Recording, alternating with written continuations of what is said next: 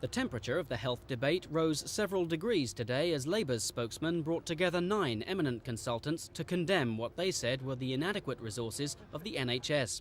Selected by the King's Fund, an independent charity, these London doctors have no political axe to grind.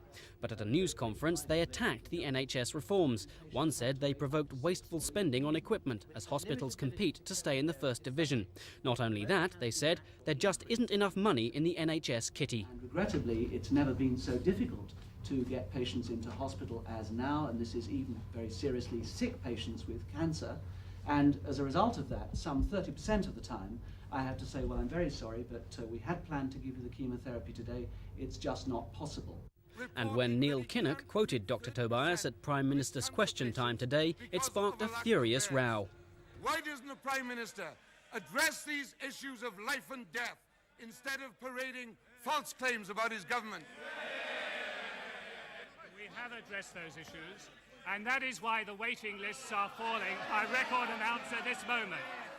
The government's position that the key to the problem is better management of health resources rather than simply more of them was hammered home earlier when Health Secretary William Waldegrave addressed a conference of NHS managers. He announced a record drop in the number of people waiting more than 2 years for treatment. But if we've promised treatment to people, we just can't leave them for 2 years. That's not fair. And it's equally unfair that there should be such great differences in the waiting times in different parts of the country. We should bring them down to the same level. And that's partly what this is about. It's saying that if Mersey can have nobody waiting over 2 years, why can't London? But the Gang of Nine argued that achieving shorter waiting lists is not an end in itself, especially if it means distorting medical judgments. The priorities are not being set by the clinicians, they're being set by politicians and administrators.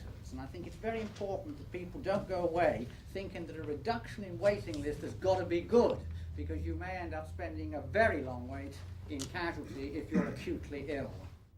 The government says that's not the effect of the reforms, but with high-profile cases such as the deaths of London heart patients allegedly denied treatment under the new rules, the issue won't be going away ahead of the election. David Strawn for Thames News.